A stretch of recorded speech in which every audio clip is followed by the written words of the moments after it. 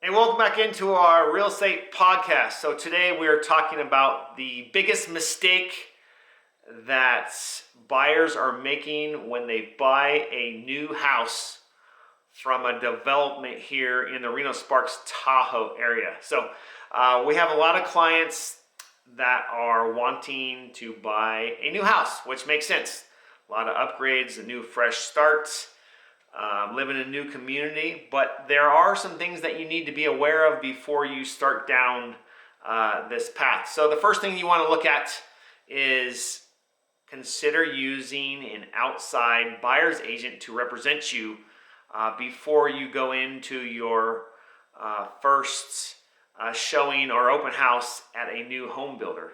Several reasons why is most of the times the national home builders and the local home builders will actually pay for your agent to represent you. A little hidden secret. But the mistake a lot of buyers make is they don't take their agent with them when they start the process of going into these open houses. So keep in mind that if you go into a new home builder the first time, if you don't have your representation call ahead or with you there, the builder will not allow your agent to represent you after that point.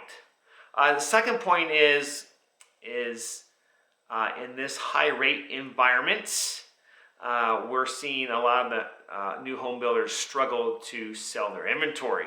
Now, it completely depends on the demand that's out there, as well as interest rates and the individual home builders. But typically what we're seeing right now is home builders are struggling to sell these houses because of the higher interest rates environment that we're in.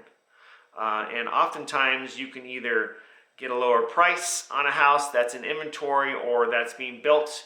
You can get a credit for some upgrades and or a combination of upgrades, lower price, and a lower interest rate. So a lot of the home builders have their own mortgage companies and have the ability to give you lower rates to get you into a property. So keep in mind that it's completely negotiable, and most times that these national home builders have numbers that they need to make in order to look profitable and are willing to negotiate, particularly at the end of a quarter. Now, another thing, point 3, is oftentimes when you go to a new home builder, obviously there's going to be improvements or upgrades that you can consider.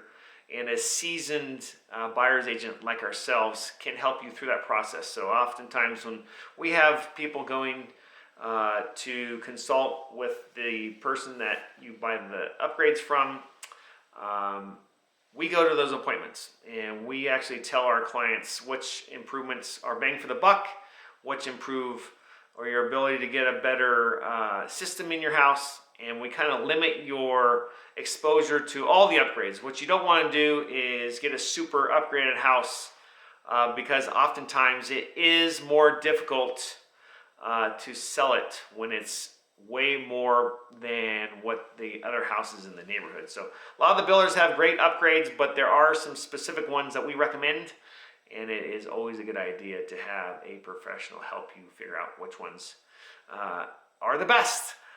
Fourth and finally, two things in this point is it's always a good idea to bring a buyer's agent in before you start looking for a new home build, and make sure that you're considering the tax consequences.